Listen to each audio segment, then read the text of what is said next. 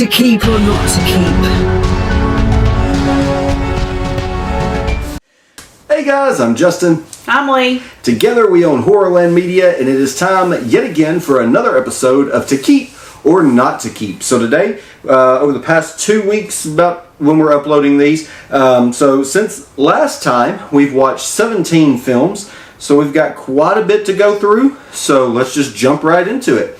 I'll start here with Blood Harvest. Leigh did not watch this one. I watched this one on my own. It's the only one this time around that I watched. Yeah, I don't really know what to... Blood Harvest is very formulaic. It's very standard. They try to do the bait and switch where they make you think it's one person and then it turns out to be the other. It does it very poorly. I guessed who the killer was instantly. All the kills are the same. They hang, no spoiler if you've seen this, and this is from the 80s, so we're just going to say you've seen it. Everybody is basically hung by their feet in a barn with their throat slit. It's very formulaic. It's not that great. It's not that great acted. That being said, it is a vinegar syndrome, so Leigh will kill me on this. I am going to vote to keep this one for the time being. Reason being this slipcover is out of print. So a lot of these, unless I just absolutely hate it, unless it's like the worst film I've ever tried to watch, I try to hang on to these that way in case we fall on hard times. I've got a $50 or $60, I've got a $50 bill anyways waiting on me because these are sought after. So I'm going to vote to keep it. It wasn't terrible. It just didn't do anything new, and it was very formulaic. So, but that's Blood Harvest with Tiny Tim. It was okay, but I will keep it for the time being. Well, next up, I don't think we've actually unboxed this one like in an update. We have a cabinet in our living room that is full of non-horror stuff that we haven't even had an opportunity to get through. And so we did sit down the other night and we watched American Assassin. This one was actually pretty fun. So you have Michael Keaton. He is like part of the CIA. I guess, special forces, whatever. This guy is on the beach. He proposes to his girlfriend and they are ambushed by foreigners. We'll just leave it at that. And so he spends the next 18 months learning about their religion, learning the language, trying to infiltrate them. The CIA watches him and they wind up picking him up and making him join the CIA. He's very much like, I'm going to do what I want to do and screw all the rules. Kind of like a rogue agent. Yeah, pretty much. Overall, it's pretty good. I had a lot of fun with it. It's got a pretty decent cast. You've got Dylan O'Brien, Michael Keaton, and Taylor Kitsch in this, among others. So, overall, I enjoyed it. I would vote to keep. Yeah, it was a good one. So, keep. Yeah. There we go. 2 keeps. Next up, Kathleen Turner and Ricky Lake in Serial Mom. This also has Matthew Lillard. So Serial Mom is basically just an unsuspecting suburban mother who, she cooks, she cleans the house, she does all the things that, you would kind of expect, I guess, a woman of this time, the time period that they're going for. And basically, in the end, she's just had enough. And so she goes kind of on a serial killing spree, and all while, keeping true to you can't wear white after Labor Day, and you've got to do this, that, and the other. Overall, pretty decent, campy for sure, cheesy, but I enjoyed it for what it was. It was okay. So okay if you want to keep it. Okay, so I would say Serial Mom is going to be a keep. It would definitely be one to revisit. That's one if the kids ever come down here and they're like, what can and can't we watch? That's one they can pull off. There was nothing in it. Next up, this is another non-horror that we actually did get through, and this is The Fall Guy. So this has got Ryan Gosling in it. I had heard, what is her name? Emily Blunt. There you go, Emily Blunt. So we recently did Evansville HorrorCon, and while there we went to Mega Replay, I think is the name of that movie store there. And they had 1,000,001 of these for sale. And so I instantly started dreading this because I was like, if there's that many for sale, clearly people didn't like it and it must suck. I have to say though, I was pleasantly surprised by this. It actually was pretty decent. I liked it. I thought it was a good movie. My only complaint with it is we watched the shorter version, so I guess like the theatrical version, and it was 2 hours and 6 minutes. And even at 2 hours and 6 minutes, we both felt it got a little long towards Only the about end. a 20-minute period where they could have cinched it up and Yeah. gotten through it a little bit quicker. So like there is an extended version on here that is 2 hours and 26 minutes. So I can't imagine adding another 20 minutes to this. But overall, it was pretty enjoyable. Cool explosions, an awesome soundtrack. You've got Kiss and everything in there. Super great soundtrack. Overall, really enjoyed it. I'm going to vote to keep Fall Guy. Keep. There we go. Alrighty. Next up, Ginger Dead Man 2, Passion of the Crust. So this one, I'm trying to keep these two separate. So Ginger Dead, she thought she was being sly.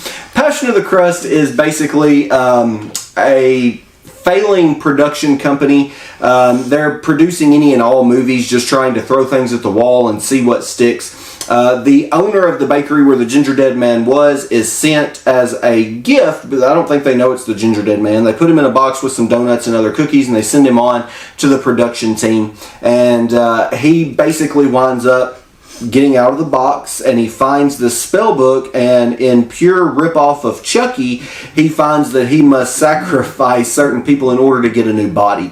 That's what he's looking for. Just like in Chucky, Chucky was looking to get out of the doll. The Ginger Dead Man's looking to get out of the baked pastry, I guess you could say. So overall, this one is nowhere near as good as part 1, but I actually still did enjoy part 2.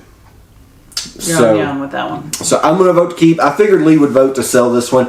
I enjoyed this. I did enjoy part 2 though. The dialogue, everything about it is much worse, but I did enjoy part 2. So I'm going to vote to keep that one.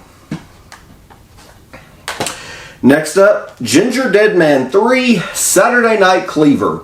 So I do have to second Leigh's opinion on this one. This one's awful. I had a feeling when I had the Blu-ray box in my cart on Full Moon that the longer this series went, the worse they would get, and that is why I took that out of my cart and wound up getting the DVDs, and I have to honestly say I'm pretty glad I did that. This one is terrible. So the Ginger Dead Man, they've made him like a country hick from the hills of Tennessee. It is kind of funny, the opening sequence, because they have him locked up and like he has a mask on, and it is he's being interviewed by Clarissa, and it is a pure ripoff of Silence of the Lambs. So I did actually really enjoy that. But other than that, this movie's terrible. Basically, he gets loose out of that. These like evangelists come in, they set him free, and he winds up finding a time machine and goes back to the 70s during the rollerblades and roller derbies and discos. And so he just kills people for the sake of killing them. He's not looking for a new body. There's no substance in this story. The story that is going on in this movie is actually not Ginger Dead Man. It is the actual people in it. Where it is a complete ripoff of Carrie. She has mystical power. She has an aunt who's telling her she has been forbidden to skate, and she's going to do it anyways and has these powers of telekinesis. The effects in this are awful. If you guys go back, if you remember playing like House of the Dead on the Sega Dreamcast back in the late 90s, that's what your effects for this film look like from 2013. Or 2011 is when this was made. So yeah, terrible effects, complete and all CGI, terrible film, vote to sell.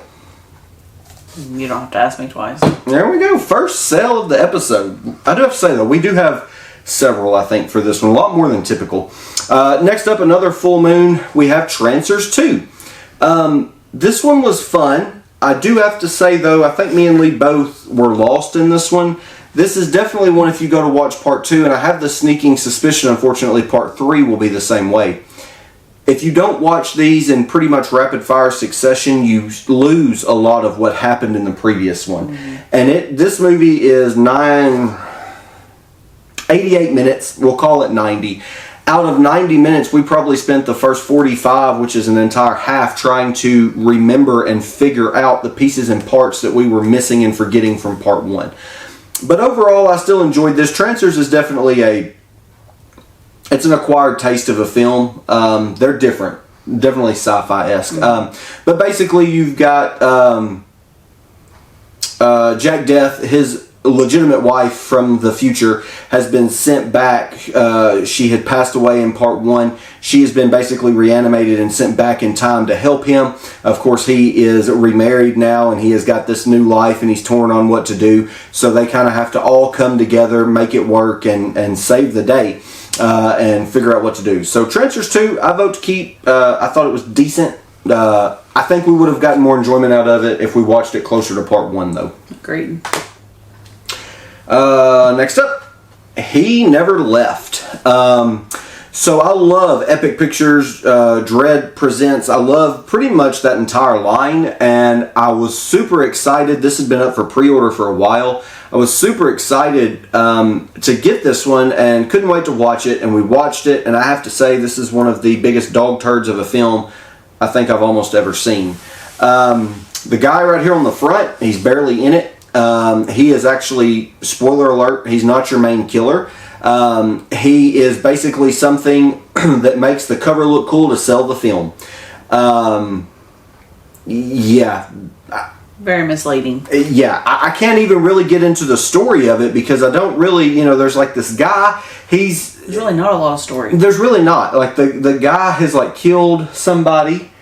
And so his girlfriend picks him up and she's trying to harbor him, and she takes him to this hotel and drops him, and he keeps hearing all this other stuff go on in the hotel beside him, and it's basically his descent into madness because he thinks he's going crazy. He starts having all these flashbacks because he's killed this person. Yeah, not good at all. I don't have to have all my movies soaked in blood with a million kills, but this was just boring.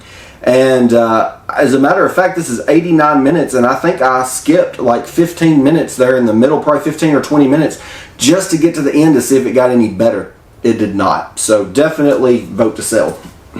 Agreed. All right, next up. We have to be honest on this one with the next one here. Halle Berry, Never Let Go. We have to be honest with the disclaimer being we did not actually finish this. So that should already kind of tell you where we're going. This is, so essentially like this house has a, help me out with the start of this because I don't even really, we never really figured it out. So their land is cursed, and there are certain safe things in the house that keep them safe. So basically, if you never depart yourself from the house completely, meaning like anytime they go off the porch, they have rope tied to them. Mm-hmm. You can't detach from the house, or the curse will get you and drag you into the darkness. No. So it's about her and her 2 boys, and they're the only ones left out of their family because the darkness has gotten everyone else. So she has like foolproofed this plan that if they all go out and actually look for food, like they don't even leave the land to go to a town or anything. It's just very strange. Mm-hmm. Like it's very, very strange, like so strange. We were over it before it really even got started. We probably watched about 20 minutes of it, and it's an hour and 101 minutes. So yeah, it was just weird. So yeah, if you can get through that, good luck to you. But definitely a strange role for Halle Berry. Not something I would have pictured her playing. The synopsis of this makes this sound really, really cool. When you watch the trailer, it makes it look really, really cool. And even the taglines on the back, which we all know that you can't go by taglines, but a new horror classic is born. And so I was actually really excited about this because while I didn't feel like it was going to be probably a horror classic, I did feel like it was going to be better than this. But just in the 20 minutes that we watched it, I was confused as hell. There was a lot of back and forth. There was a lot of convoluted storytelling, and overall, I just didn't enjoy this one. I hate to say that we didn't finish it, but yeah, I mean, in all honesty, we were just over it. And at this point, I've probably got another 150 movies that we've got to get through that we've never watched. So I can't be wasting an hour and 40 minutes of my time on something if I'm checked out in the first 20 minutes, and that's what this is. So Never Let Go, vote to sell. All right. All right, so next up, after that abomination that was Never Let Go, we have, I'm going to kind of give the vote on this one away. It's another abomination in my opinion, and that is Life Force. So I just picked this up from Arrow Video. This was the 4K. Screen Factory put this out years ago. I've spent a big chunk of my life hearing people talk about this film, and I was excited about it. But I have to say, this movie, we've talked about it before here on the channel, it tries to be too many things. So it tries to be a sci-fi alien movie. It tries to be like an Invasion of the Body Snatchers movie. It tries to be a vampire movie. It tries to be a zombie film. Yeah, and it does none of them well. Again, very There's nothing that would make you think that they're vampires.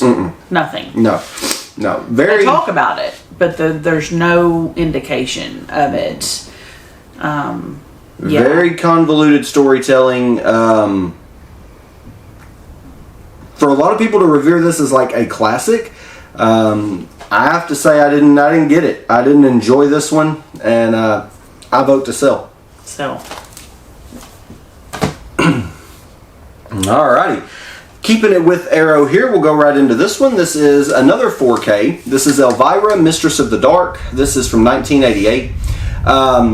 I said it when we unboxed these back earlier in the month that I didn't know if I was going to like these or not. I know what Elvira is. She's campy, she's cheesy, she's a million and one things. She is a horror icon for all intensive purposes, but she's not technically what I would consider my kind of horror.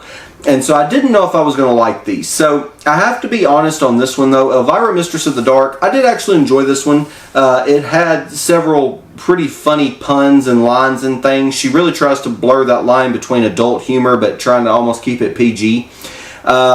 So basically she has worked for a TV station. She has a new boss that comes in, and he's kind of a pervert, for lack of better terms. And so she says, you know what, I quit, I don't need this, I'm going to have a show in Las Vegas. But after she quits, she finds out that the show in Vegas is not free and clear. She actually has to come up with $50,000. And so upon getting that news, she immediately gets some more news that an aunt she didn't even know she had has passed away, and she is due at the reading of the will. When she gets there, she's left the house, the dog, and a cookbook. And of course the uncle is, she didn't know she had an uncle either. He's there. He is trying to get the cookbook, which we later find out is a spell book. Elvira, of course, with the cleavage that she has, just her appearance, everybody in town is just, she is awful. You've got the council, the town council, they're trying to figure out ways to like banish her from the town. There's actually a scene where they try to burn her at the stake.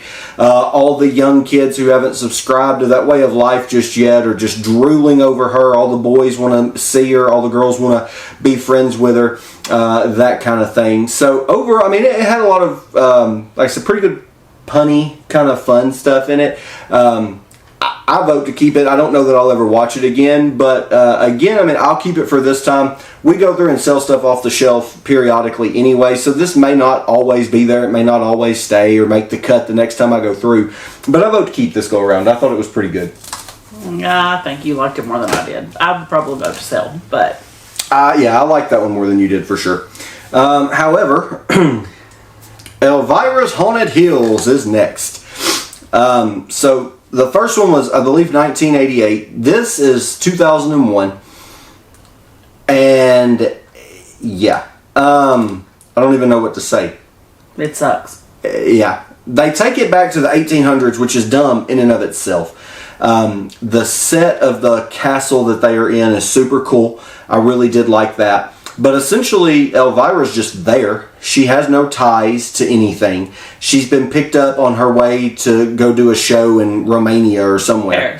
Paris. So she's been picked up on her way to go do this show and brought to this castle. And basically, it's this husband and wife who are trying to drive the owner of this castle insane. His wife has already passed away, and they are trying to kind of finish him off and drive him insane so that they can get the family jewels and the inheritance and ride off into the sunset and be rich. And Elvira's just kind of there. All of the the slapstick humor in this one falls short. I don't know that we laughed one single time. We both laughed in the first one. Even you did on a few things. But I don't think, like I said, I don't think we laughed at all during this one. It was stupid. I feel like Elvira was on her way kind of out of the door. She was really big in the 90s. That turn had kind of happened there in the early 2000s. And she just wasn't the same. And as horror evolved, I feel like they were trying to bring her back to prominence with another movie. And it sucked. It was awful. I do actually think that the reason that this is probably written in the style that it is because at the end it says that it was dedicated to the memory of Vincent Price. And if you watch this film, this is a very Vincent Pricey film from the 60s or 50s or 60s, like House on Haunted Hill, stuff like that. But overall, vote to sell. I didn't like this one. I vote to sell as well, but I have a question. Go for it. So if we disagree and you vote to keep one and I vote to sell one, we're automatically keeping them. That's my horror collection. You brought me on the show to help you decide. But sometimes my mind's already made up. Well, then why am I on here? You're here for comedic relief. Really? Yeah. Anyways, moving on. So my opinion doesn't even matter. I didn't say it didn't matter. It does matter. To be continued. I'm going to get divorced on camera.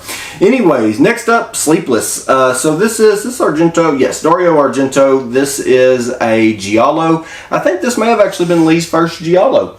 I don't remember. We've watched so many. This is the one where they were on the train. The girl was on the train. Oh, yeah. So she was asking all the time, she's like, what is a Giallo? So Giallo is basically a horror slasher that is shrouded in mystery. When you watch Friday the 13th, you know it's Jason. When you watch Halloween, you know it's Michael. When you watch a Giallo, though, they try to really mask who the killer is. And 9 times out of 10, especially if they do it right, you won't know who they are until the very end. Kind of, yeah. Okay. You won't know until like the very end. And this one actually does a very good job of that. This is kind of a later Argento. I think this is from like the early 2000s, 2001. So I enjoyed this one. I have to say I had 3 people picked out to be the killer, and none of the 3 of my people were even remotely close. That's my one gripe with this. It's not that I got it wrong, but it's that who they revealed to be the killer does not really have enough background or skin in the game in the rest of this film to make it that big of a like, oh, that's, like, in my opinion, the reveal was kind of lackluster in this one. But overall, it was pretty good. Again, I mean, I would vote to keep this one. I don't know, at almost 2 hours long, I don't know when I would ever really watch it again. It's one, though, that because of the Giallos are made usually France and Italy. So the language barrier in some of this, it definitely warrants a rewatch just to kind of pick up on some of the things we missed from the language barrier before. What? Okay. Well, like, I didn't know, like, all the stuff with, like, the nursery rhyme and stuff, and, like, how they came up for that, because all the books and things that they gave you were written in that, this is it had English language, but all the books and stuff that kind of gave more information were written in Italian. So, anyways, Sleepless, Dario Argento, I vote to keep. Go ahead. My vote doesn't matter. Oh, my God. You're ridiculous. Anyways. Next up, The Island of Dr. Moreau. I don't really even know where to start with this one. That's where you start. So this one is, I've got to give the background of the story. Okay, go ahead. Basically, they find a guy on a ship. They bring him to an island. The island is full of animal humans. They have been turned that way basically because Dr. Moreau himself is trying to make the perfect human.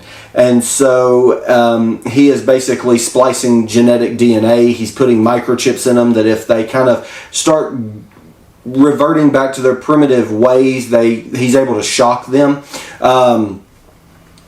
And basically the animals rise up and they figure out what is causing their pain. They rip these microchips out and they uprise.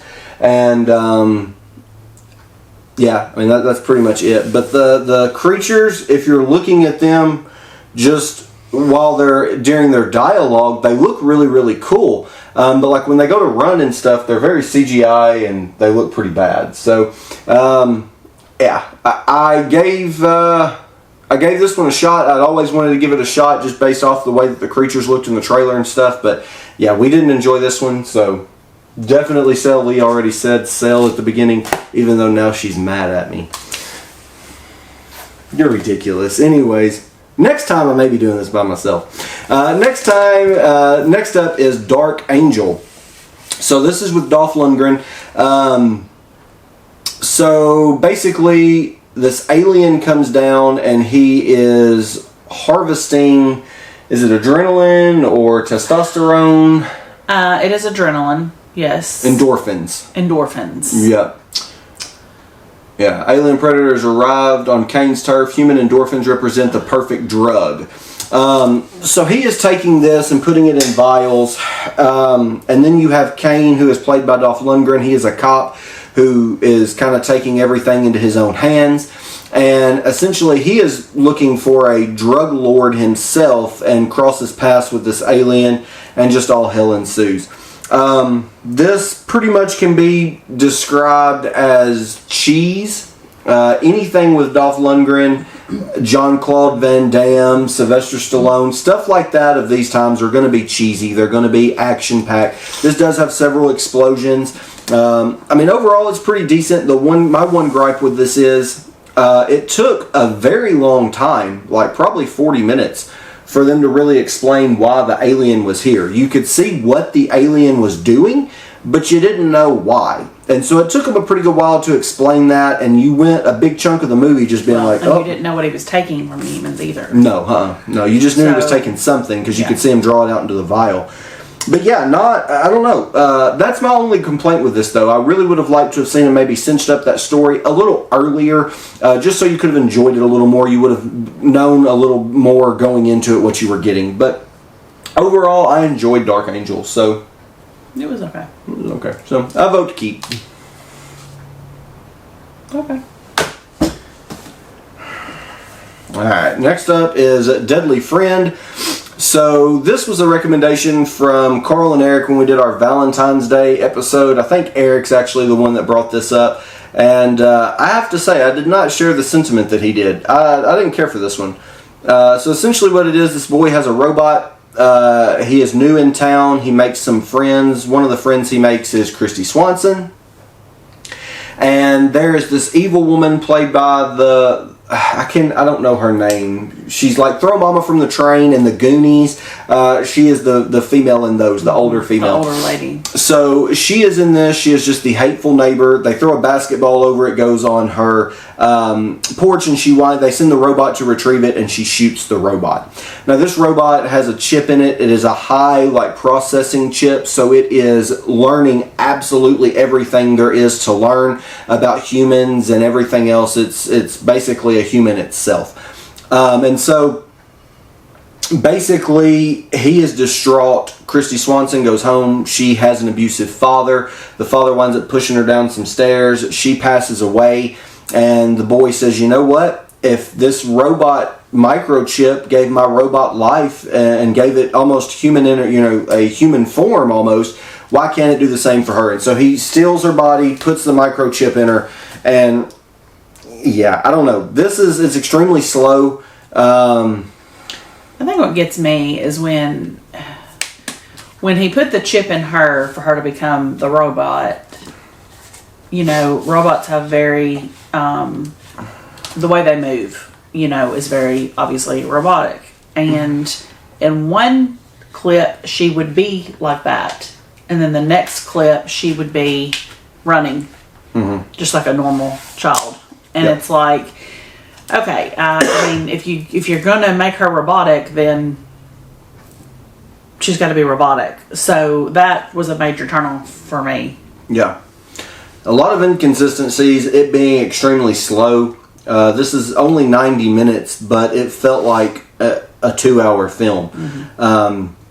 I don't know. With Christy Swanson in it, I thought it was going to be a lot better. I don't know that this was necessarily her first film, but definitely one of her first films. She wouldn't really rise to prominence until like Buffy and, around that time frame.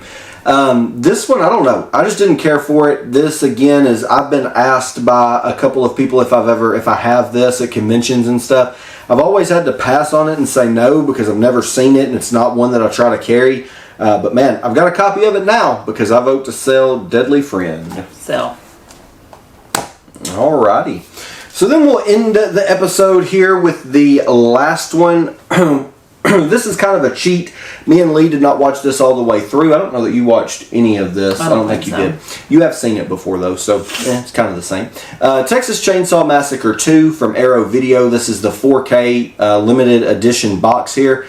Texas Chainsaw 2 is much like Killer Clowns. It is in my top 5 horror films of all time. I love it.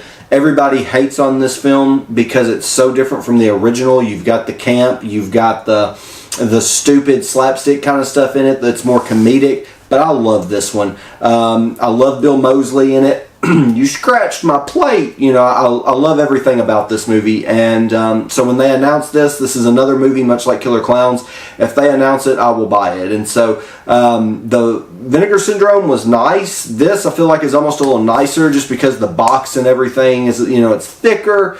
And it's Arrow, so Arrow always does a great job with their stuff anyways. A lot of people were griping and complaining about this one with like the transfer and it not working when they got it. I got it, put it in my PlayStation 5 and it played just fine. The transfer on it was great. I'm not one that's going to put in the Vinegar Syndrome and do like a side-by-side comparison. I'm not technically sound enough to know like, oh, this is not whatever. But to me, I thought it looked good. And I actually didn't watch this all the way through because we just watched it not very long ago at all. I guess, when the Vinegar Syndrome came out a couple years ago. So this is not one, again, with that many films on the shelf to watch, this is not one that I took the time out to watch all the way through again. But I will be revisiting this really, really soon to watch all the way through. It's getting about time again. I try to watch this every 2 or 3 years.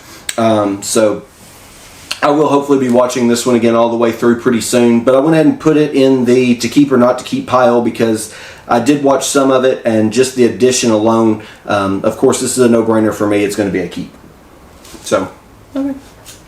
So there it is, guys. Out of 17 pickups, we have 7 to sell. We'll go back over our sell stack real quick. We've got Deadly Friend, The Island of Dr. Moreau, Elvira's Haunted Hills, Life Force, the 4K, Never Let Go, He Never Left, and Ginger Dead Man 3 Saturday Night Cleaver. So if any of these titles interest you, even though we didn't like them, you may. So you can always find those at a convention near you until they sell, that is. If you guys want them and don't want to wait for a convention, you can always message us. We can ship them out to you. That is not an issue. So yeah, another episode in the drain, another 17 films down. We've got more than that to add back in, unfortunately, for the collection update here in a couple weeks. So it is what it is. But anyways, we'll end this episode here. In a couple weeks, we will be in Nashville, Tennessee for the Full Moon Tattoo and Horror Festival. After that, we will be going to Nashville again for the Nashville Horror Con. And then after that, we've got Chicago the first weekend in August, and then Scarefest, of course, in October. We will get more in depth on those as we kind of move forward, but that's just kind of a broad scope of what we've got going on. Twisted Gables and Mothershucker are available on our website, horrorlandmedia.square.site. Make sure that you click on the link down below in the description. Go grab you a copy. If you want both films, then reach out to me on one of the social medias. Again, listed in the description down below. We're doing our convention special for you guys out there on the internet as well. So that is 2 for $40. I haven't figured out a good way to list that on our Square site, so without confusing people. Leigh had the idea that we could take a picture and put both on there, like a picture of both films. But I'm just honestly kind of scared that may confuse some people and we'll have some upset customers. So I don't know. We'll see. A lot to think about with that. But for right now, messages if you want both, 2 for $40. So that's pretty much it. Join us later this week for Welcome to Horrorland, as we will go over all of some independent horror in our collections. That was a really fun episode. It was filmed about 2 months ago, so some of the time frames and stuff were a little jumbled and messed up towards the end of the episode, but just kind of bear with us. Know that was filmed prior to. So anyways, guys, we appreciate you tuning in. We hope that you guys have enjoyed hanging out with us for a little bit, and we'll catch you next time on another episode of To Keep or Not to Keep. To keep or not to keep.